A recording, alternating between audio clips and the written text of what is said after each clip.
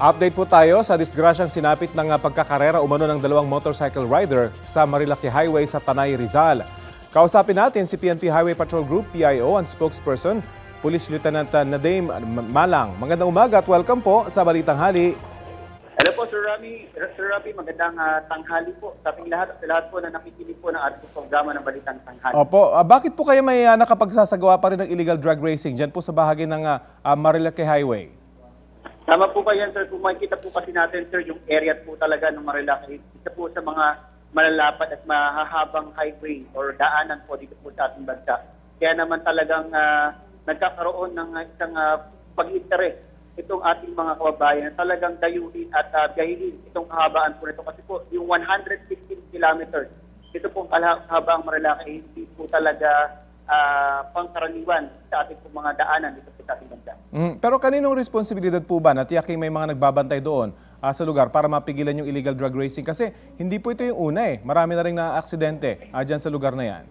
Yes, sir. Tama po kayo. Muli, ito po ay kabuang pagresolba ng ating pong Philippine National Police, lalo po dito po sa amin sa Highway Patrol Group. Hindi lamang po sa atin, kundi po ang ating pong local at sa lahat po ng ating agency na may patungkol po para po sa motor vehicle. Kaya po higit ang talaga pong pagbibigay ng koordinasyon ng ating pong Director, Police Brigadier General Eliezer C. Mata, ang kanyang pong pagko-coordinate sa Land Transportation Office. Ganun din po sa ating mga local LGUs at lalo din sa ating local police force na talaga pong matutukan ito pong problema po natin dito po sa Marilaki.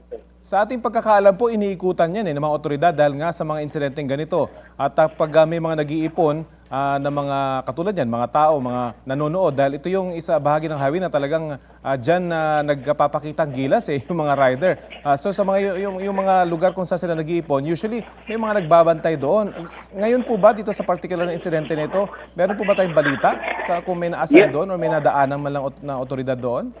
Yes, sir. Tama po kayo dyan, sir. No, mas pinaigting po ng Highway Patrol Group yung ating pong force po dyan sa Rizal Highway Patrol Team na yung 17 po nating tao po dyan ay dinagdagan po ng pwersa galing po ng Laguna, kasama rin po yung tiga Cavite at dito po sa Quezon Province. So, yung ating pong buong maghapon, makakaasa po ating pong mamamayan, lalo po yung mga bumabagtas po nitong Marilaki po na to na lagi po may Highway Patrol Group po dyan, lalo po sa mga area po nabanggit po ninyo.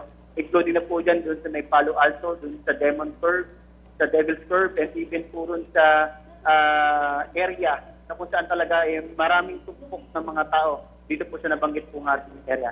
Ano naman po yung pananagutan sa batas ng mga sumasali sa mga ganitong aktibidad?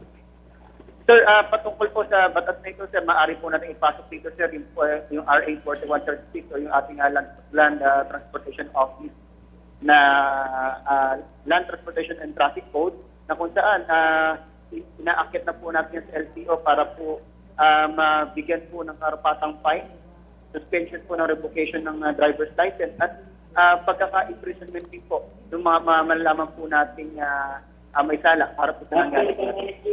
Okay, maraming salamat po sa oras na binahagi nyo sa Balitang Hali. Maraming salamat. Si PNP Highway Patrol Group spokesperson, Police Lieutenant Nadame Malang.